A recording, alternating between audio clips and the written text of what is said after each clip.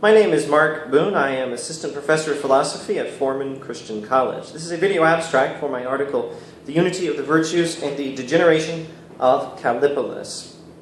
This is an article published in the year 2011 in the journal Apeiron, a journal for ancient philosophy and science. The title again is The Unity of the Virtues and the Degeneration of Kallipolis. That word Kallipolis comes from Plato's Republic, and it means beautiful city.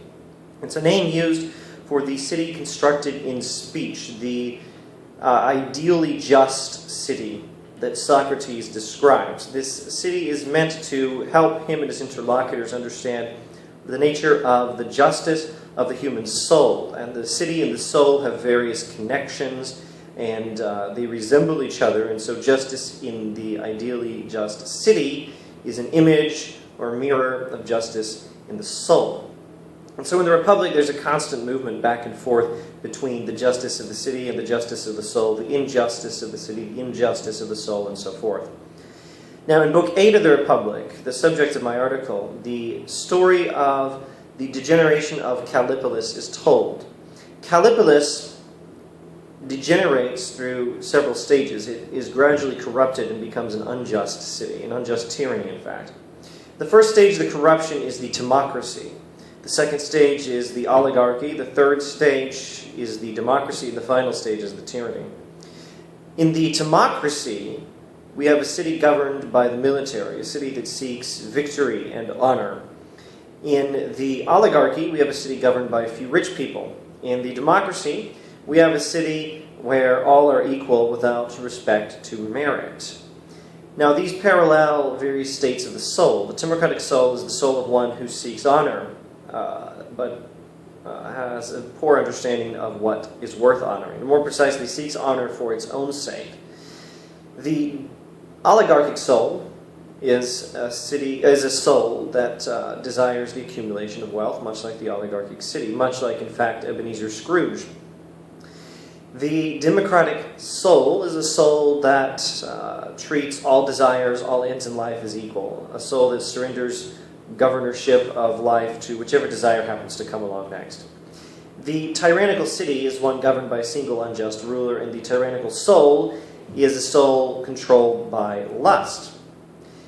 Now, in this story of degeneration, you have illustrated a unity of the virtues thesis. The unity of the virtues is a pretty important thesis in the writings of various ancient and medieval philosophers. The idea is that you can't have one virtue unless you have them all. The virtues are interdependent. The virtues in the unity of the virtues thesis in Book 8 of the Republic are wisdom, courage, justice, and moderation. These are the four cardinal virtues, as they're called. The loss of wisdom in the city or in the soul is what produces the timocracy. And the timocracy is governed by a corrupted form of courage, a courage that doesn't have the wisdom to know what is worth fighting for. The loss of this corrupted form of courage produces the next stage, the oligarchic city or the oligarchic soul, which is governed by a form of moderation or a corruption of moderation, lacking the wisdom to guide it and the courage to preserve it. And accordingly, it also collapses. The only virtue left in the democracy is justice, but it's a severely corrupted form of justice. And it's the loss of justice altogether that produces the tyranny. And so we have a unity of the virtues thesis. The virtues can't stand by themselves. You do have something like imitations of virtue that can exist in a disunited state. Nevertheless, the pure virtues are united. Now, this article is available from Apeiron. I believe you can purchase it from the journal online. Alternatively, if you have access to scholarly journal databases through university library, you may be able to access it that way. The article is also available on my academia.edu profile. Academia.edu, search for Mark J. Boone, PhD. You should be able to find it there. Now, the pagination will be different in this article, in this edition, than it is in the published edition. I recommend this article for anyone seeking a basic understanding of Plato's ethics. I recommend much more strongly to your reading The Republic of Plato. It is a good book. It is a great book. It is one of the greatest books. It is a book everyone should read.